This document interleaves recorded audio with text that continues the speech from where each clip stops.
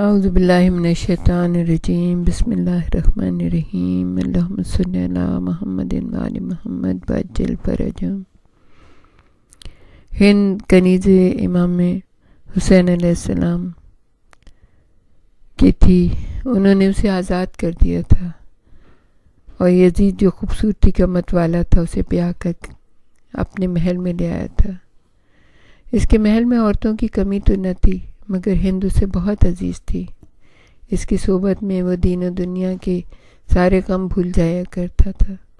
وہ بڑی نیک سیرت اور بھولی بھالی تھی، سیاسی ہنگاموں سے دور کا بھی واسطہ نہ تھا۔ یزید اور امام عالی مقام کے درمیان جو رنجش تھی، اس کا اسے کچھ یوں ہی سا اندازہ تھا۔ قتل حسین کی خبر اس کے فرشتوں تک کو بھی ایسا لگتا تھا نہ تھی، پھر بھی نہ جانے وہ خواب میں ایسی بھیانک حقیقت کے بارے میں سوچ سکتی تھی۔ اسے آل رسول سے بڑا لگاؤ تھا، کیونکہ آل رسول اپنی کنیزوں کو بیٹیوں کی طرح چاہتے تھے، مگر دل سے دل کو راہ ہوتی ہے۔ اس دن نہ جانے کیوں اس کا جی بہت بھاری ہو رہا تھا۔ عجیب انجانی سی وحشت دماغ پر تاری ہوئی بھی تھی، بے بنیاد وسوسے جی کو پریشان کیے ہوئے تھے۔ یزید اس کے قریب گیا تو بے جان مورتی کی طرح سرد ہو گئی۔ یزید غصے سے بھنا رہا تھا۔ آج میری طبیعت بہت مقدر ہے، میرا جی بہلاؤ، مجھے وحشت ہو رہی ہے۔ آج شراب بھی بے اثر ثابت ہو رہی ہے۔ ان سر جھکا کر رہ گئی، اس کا مردہ پن بڑھتا ہی چلا جا رہا تھا۔ یزید کا جی چاہا مردار کا گلا گھونٹ دے۔ آج اسے اتنی عظیم فتح نصیب ہوئی ہے، آج ہی سب اس کی مسرتوں کا دم گھوٹ رہے ہیں۔ یزید سو گیا، بلکہ شراب کے نشے میں مدہوش ہو گیا۔ بدخوابی کی شکایت اسے پہلے بھی تھی، مگر اس دن تو وہ کئی بار چیخا، بار بار آنکھ کھلی، پسینے چھوٹنے لگتے تھے۔ سونے اور جاگنے کے درمیان معلق کرہاتا رہا۔ ہند اس کی آہوزاری سن سن کر پاگل ہو رہی تھی۔ کون رو رہا تھا؟ کہاں سے آوازیں آ رہی ہیں؟ ایسا محسوس ہوتا ہے جیسے ساری کائنات رو رہی ہے۔ دارالخلافہ کے نہ جانے کتنے گھروں میں سونے والے خواب میں آہو بکا کر رہے تھے۔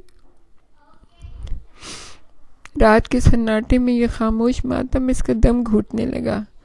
وہ دبے قدموں اٹھی، ادھر ادھر کان لگا کر سنتی رہی۔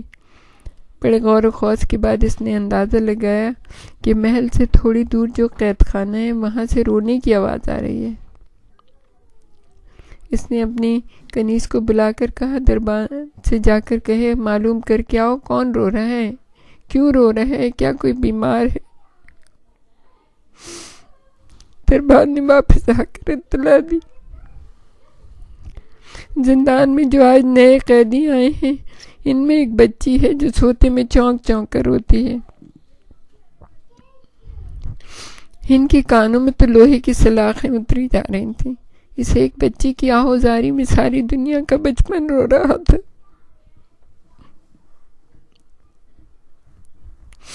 کیا بچی بیمار ہے؟ پتہ نہیں، کنیز نے کہا۔ کیا بھوکی ہے؟ بھوکے تو سبھی قیدی ہیں۔ نیند کو آگ لگ چکی تھی۔ ہند دیر تک دریچے سے قید خانے کی عمارت کو دیکھتی رہی۔ نہ جانے اس کے من میں کیا سمائی۔ اپنی کنیز اور دربان کو ساتھ لیا اور چپکے سے محل سے اتر کر قید خانے کے دروازے تک پہنچی۔ اسے دیکھ کر پہرے داروں نے دروازہ کھول دیا تھا۔ وہ اندر داخل ہو گئی۔ اندر بلا کا اندھیرا تھا۔ کچھ کپڑوں کے ڈھیر کونے میں پڑے ہوئے تھے۔ قید خانے میں بہت سیلن تھی، اس کا دم گھٹنے لگا۔ خشک خون اور زخموں کی خون کی بو سے سر چکرانے لگا۔ اس نے شمع منگوائی اور چاروں طرف نظر دوڑائی۔ اس نے دیکھا اور کلیجہ تھام کر رہ گئی۔ قفس کے کھردرے پتھروں پر ایک ننھی سی کلی کملائی سی پڑی تھی۔ سسکیوں سے ننھا سا لاغر جسم لرز رہا تھا۔ اس نے جھک کر قریب سے دیکھا تو کلیجہ منہ کو آ گیا. تار تار کپڑے، کانوں میں زخموں کے نشان، سوکھے ہونٹوں پر آہیں. سکینہ کروٹ لیے پڑی تھی. پاس ہی بیڑیاں بج اٹھی. کسی نے شمع کی جھلملاتی روشنی میں دیکھا کہ ایک عورت زرق برق لباس میں بڑی سی چادر اوڑے کھڑی ہے. انہوں نے جلدی سے زینب کو ڈر کے جھنجھوڑا. زینب اٹھی، ہند کو پہچان لیا اور جلدی سے منہ پھیر لیا. مارے شرم کے سر گھٹنوں سے جا لگا.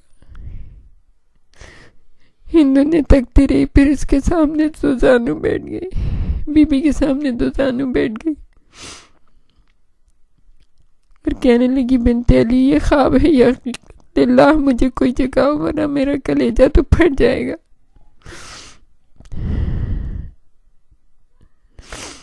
زینب نے کہا، کیا نیند کی متوالوں کے جاگنے کا وقت آ گیا؟ ہم پر کیا گزری اور گزر رہی ہے؟ کیا ملک کے باشندوں کو کچھ خبر نہیں؟ ہند زینب کے قدموں میں سر پٹک کر رونے لگی. بی بی میں تو محل میں کٹے ہوئے پرندے کی طرح قید ہوں. پیروں میں عیش و عشرت کی بیڑیاں پڑی ہیں. زینب نے تن سے کہا، کچھ عیش و عشرت میں ڈوب کر سب کو بھلا بیٹھے ہیں، کچھ غربت و تنگ دستی میں گرفتار ہو کر بدحواس ہو چکے ہیں، کچھ بادشاہ کی بخشی ہوئی برکتوں کو زندگی کا اثاثہ بنائے ہوئے چپ ہیں، کوئی شاہی ظلم و ستم کے آگے آواز کھو چکی ہیں. غرض آل رسول کی طرف نظر اٹھا کر دیکھنے کی کسی کو فرصت ہے نہ مہلت. تم یہاں کیوں آئی ہو ہند؟ یہ تم نے اپنے لیے بہتری کا سامان نہیں کیا؟ ہاں میری آقا ذاتی، لعنت ہے زندگی پر جو ضمیر بیچ کر حاصل ہو. عرب قوم پر لعنتوں کا سایہ ہے. ہند سر جھکا کر تڑپ تڑپ کر رونے لگی. یا خدا ہمارا کیا انجام ہونے والا ہے؟ ان کے رونے سے اور بھی سب اٹھ کر بیٹھ گئے. زینب کی زبانی قتل حسین کا تذکرہ سن کر پاگلوں کی طرح دیواروں سے سر پھوڑنے لگی. ہائے میرا آقا حسین! بیویوں میں شور گریہ برپا ہو گیا. ایک محب اہل بیت مل گیا. بیویاں تڑپ تڑپ کے روئیں. ان سب سے گلے مل مل کر حسین کا پرسہ دیتے تھے. اسی طرح کچھ وقت گزرا. الٹے پیم واپس گئی. کھانے کا سامان، پانی اور شربت کی سرائیاں، قیمتی ملبوسات رکھوا کر لائی. ایک ایک کی منت کی مگر کسی کے حلق سے نوالا نہ اترا. سب نے اس کے خاطر تھوڑا تھوڑا پانی پی لیا. کپڑوں کو چھونے سے بھی انکار کر دیا. اے ہند، ہمارے یہ لباس ہم پر توڑے گئے مظالم کے واحد گواہ ہیں. اس کے علاوہ ہمارے عزیز میدان کربلا میں بے گور و کفن پڑے.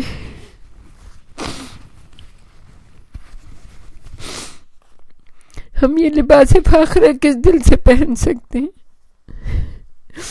ہند نامراد روتی ناکام واپس چلی گئی. اس نے یزید کو جگا کر بری طرح اس کی ٹانگ لی، جی بھر کے اسے کوسا، عذاب دوزخ سے ڈرایا، مگر وہ ٹس سے مس نہ ہو. حکومت کے معاملے میں دخل اندازی مت کر، بدبخت ورنہ بہت پچھتائے گی. اے یزید، جب تو نے ہمارے ایمان اور یقین ہی کو کچل ڈالا تو اب اس سے بڑی اور کیا سزا ہمیں دے سکتے ہیں؟ اے یزید، آج سے میں تجھ پر حرام ہوئی، مجھے ہاتھ نہ لگا. تیرے ہاتھوں سے خون حسین کی بو آ رہی ہے. یزید بہت پریشان تھا. حالات یوں پلٹا کھا جائیں گے اس کی امید نہ تھی. اس نے تو یہ سمجھا تھا کہ اس کے پہلو میں کھٹکتا کانٹا ہمیشہ کے لیے نکل گیا. یہ خبر نہ تھی کہ اس سرتا پیر خاردار زنجیروں میں گرفتار ہو جائے گا.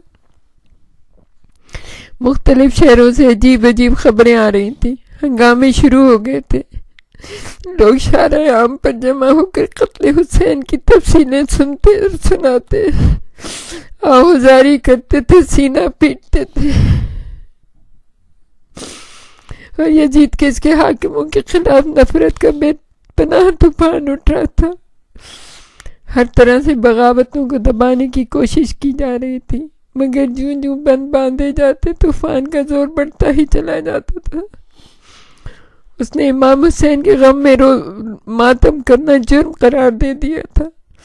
غم حسین حکومت کی پالیسی پر اعتراض ہے، حکومت پر اعتراض کرنے والے دشمنان اسلام ہیں، مگر آنسوؤں پر پیرا بٹھانا انسانی طاقت سے باہر ثابت ہوا۔ لوگ اور غصے ہوئے، ضد میں یزید کو زخم پہنچانے کے لیے ہر گلی کوچوں میں ماتم کرنے لگے۔ شاعروں نے سینکڑوں نوحے اور مرثیے لکھ ڈالے، جنہیں سن کر لوگ دیوانہ وار سینہ کو بھی کرتے، سروں پر خاک ڈالتے۔ قوم بہت جذباتی ہو گئی، اس کے ہر فعل میں بلا کی شدت اور تندی تھی۔ جتنی جتنی روک تھام بڑھتی تھی، ضد بڑھتی چلی جاتی تھی۔ ہائے مظلوم امام حسین کے قتل سے بے خبر چین سے اپنے گھروں میں بیٹھے رہے۔ بار لوگ کہتے ان کے ضمیر ان کو لعنت ملامت کر رہے تھے۔ اظہار غم کو انہوں نے ذریعہ نجات سمجھ کر اس میں بڑے جوش و خروش کا مظاہرہ کیا۔ ہر گھر میں مجلس حسین برپا ہونے لگی، لوگ اٹھتے بیٹھتے حسین کی کہانی سناتے تھے، ایک دوسرے کو رلاتے تھے، ماتم کرتے تھے۔ انہیں یزید نے سخت حکم دے دیا، نافرمانی کرنے والوں کو سخت ترین سزائیں دی گئی۔ فوجی گھوڑوں کی ٹاپوں سے کچل دیتے تھے، گھوڑوں سے کھال اتار دیتے، سولی پر لٹکایا جاتا تھا۔ فاتح فوج درندوں کی طرح شہریوں پر ٹوٹ پڑی تھی، میدان کربلا کے مناظر دہرائے جاتے تھے۔ مظلوم حسین کے خون کا ہر قطرہ ایک عظیم طوفان کی صورت اختیار کر گیا، انسانوں کے دلوں میں زہر بھر گیا تھا۔ لوگ یزید سے زیادہ خود اپنی بے حسی پر ملامت کرتے تھے۔ ہائے وہ بے خبر گھروں میں بیٹھے رہے اور ان کے پیغمبر کے بے گناہ بچوں کو اس بے دردی سے فنا اور برباد کر دیا گیا۔ عوام کے پاس ہتھیار تو نہ تھے، صرف حساس دل تھے۔ انہوں نے حسین کی زندگی کو مشعل راہ بنایا، ظلم کا جواب مظلومیت سے دیا، تلواروں کا جواب آنسوؤں سے دیا۔ آنسوؤں کی ایک ایک بوند جمع ہو کر ایک عظیم طوفان بن گئی۔ یزید کی زندگی جہنم بن گئی، راتوں کی نیند حرام ہو گئی۔ خود بھی اپنا سر پٹک پٹک کے روتا تھا، ہائے حسین نے میرا کیا بگاڑا تھا۔ لیکن وقت گزر رہا تھا، زینب کبریٰ کے خطبہ دربار اس کو یاد آتا تھا۔ بی بی نے قیامت کا وہ نقشہ کھینچا تھا کہ اسے لگتا تھا یوم حساب قریب آ گیا۔ اے علی کی بیٹی، آپ پر ہمارا سلام، اے مظلوموں کی قائد، آپ پر ہمارا سلام۔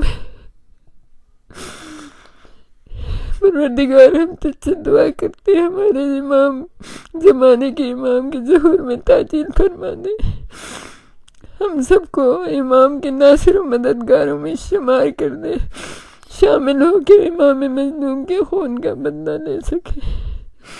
وآخر دعوانا الحمدللہ رب العالمین۔